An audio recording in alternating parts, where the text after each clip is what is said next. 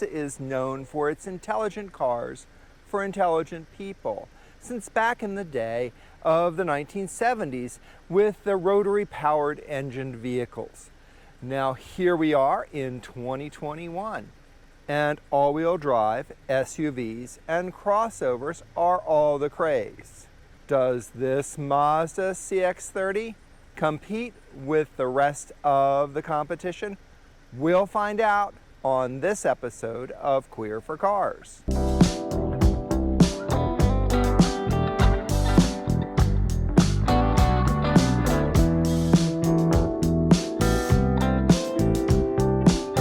Hey guys and gals, it's William Westhopper from Queer4Cars, and this week's vehicle is the Mazda CX30 in Prestige trim.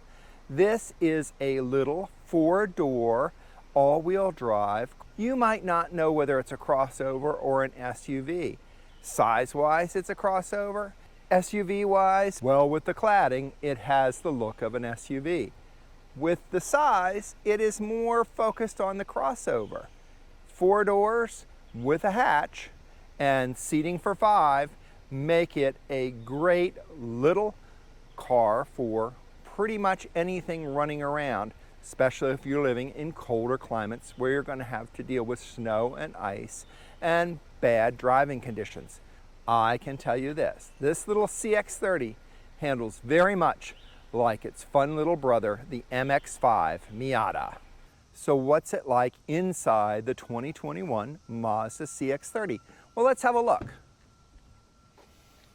One of Mazda's Kodo design features is just very clean, very smooth. The interior is not a whole lot different than the Mazda 3 hatch that we drove. Very simple HVAC controls. And what a lot of people are going to like is the fact that there's a real gear shifter knob, a selector. There's not a dial, there's not buttons. This is a real gear shifter. And I think a lot of older consumers are going to feel more comfortable with that than they are with the dials. There are some dials though to control the screen, the center screen, and this center screen is not really huge. It's a nice size. So let's go out for our drive.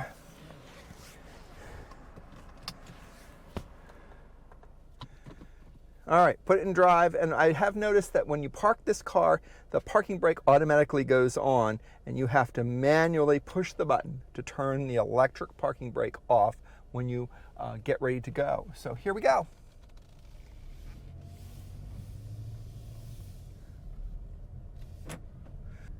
Now Mazda's really good with their heads-up display.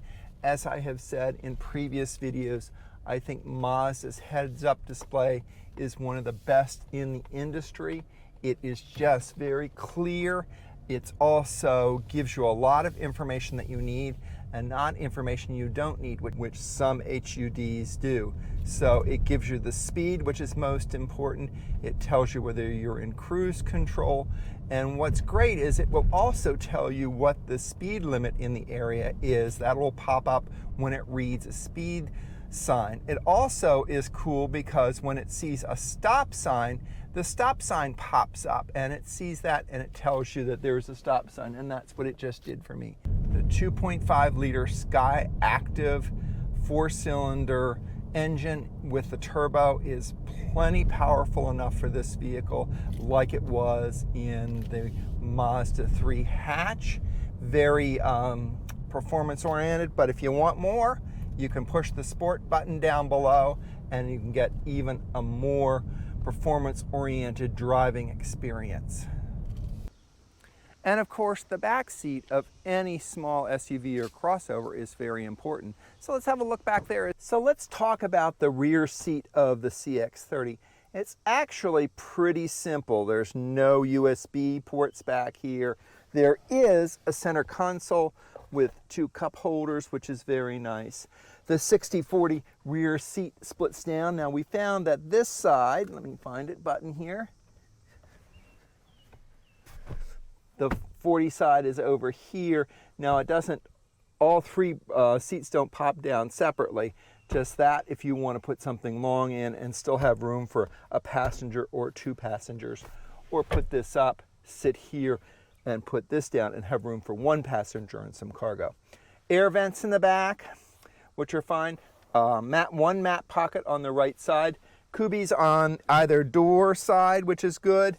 Very nice and comfortable. Plenty of headroom back here.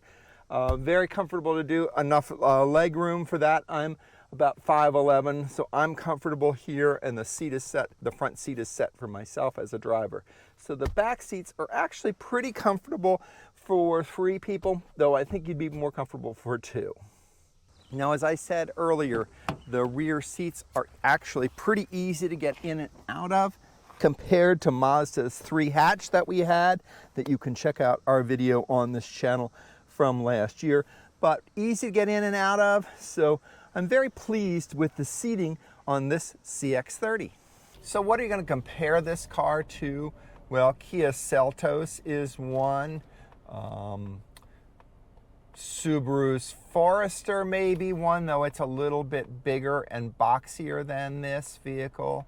And while I really liked the Kia Seltos and the price was good, the CX30 is more of a driver's car than the Kia Seltos is. But both are great vehicles for what they're designed to do, which is all-wheel drive, small SUV-styled vehicles. So one of the things that we really like in vehicles today is the kick under, or the proximity sensor for the rear hatch to open. This CX30 does not have that. It has 2 ways to do it, certainly by using the key, or going ahead and finding the center, and this took a little bit of time, finding that right spot to hit right above the license plate to activate the rear hatch. One of the things that many vehicles have these days is the automatic hatch close, and it has an automatic lock if you want to lock all 4 doors and the hatch of this vehicle. Now, if you want to make sure that it's locked, hit that lock button, and the horn lets you know that the car is securely locked and the alarm system is on. While this is the smallest model in the crossover SUV line that Mazda makes, the CX30 has a lot of Mazda in it. First of all, this fabulous soul red crystal metallic paint color is so classic Mazda right now. It has this great Mazda grille, these wonderful headlights, just enough chrome trim to brighten it up, but not to be outrageously overdone. The Mazda logo on the front of this CX30's grille hides Mazda's cruise control and radar. There are cameras located throughout the car and sensors which make the vehicle really, really safe. In one situation, I was backing up to park this vehicle on the street, and there was a car coming up out of an intersection behind me. The camera picked that up. I got an audible alert from the rear of the vehicle letting me know that there was something in the back, and on the screen I got an arrow showing me that yes, there was cross traffic behind me. Now it's a little different than the cross traffic alert that this vehicle already has. Now we've also checked out the Mazda CX5. You'll check out one of our videos about that from a couple years back. That was a great mid-size family vehicle that we found perfect for a long trip. Now this vehicle, I'm not sure that I want to go on a long trip with it. It's not quite the same. Here we are. So who's going to buy this vehicle? It's going to be a young family that is looking for a vehicle that will be for the family, for maybe before their first child, to carry things in, but they don't want something that's too big. Though the price point at $35,000 could be a little question, but I really see this vehicle fitting into a family that has downsized, probably some seniors who need a vehicle that's easy to get in and out of, that's tall. This vehicle is not too tall and it's not too low to the ground. It has good seating positions for seniors. It also has plenty of cargo room for something that people are looking for. So overall, my thoughts on this vehicle: comfortable, lots of fun to drive, great cornering, great handling, plenty of power from the 2.5 liter turbo Skyactiv engine. Downsize price-wise at over $35,000 sticker for the top of the line. Remember, this is top of the line vehicle, is a little pricey, and the ride quality is pretty harsh on rough roads. On paved roads, it's just fine. Thank you for watching this Queer4Cars video on the 2021 CX30. It is my personal opinion that this vehicle is indeed a small SUV. Why? Because of the ride, because of the interior space, because of the exterior styling and the body cladding. It has more of an SUV feeling than it does as a crossover. If you think different, go ahead and mark that down there in the comments. In the meantime, give us a thumbs up. If you've liked this video, please follow us for more, and follow us on our Queer4Cars.com website, where we have further reviews of vehicles and photos and other stories about the automotive lifestyle. Until next time, we'll see you out on the road.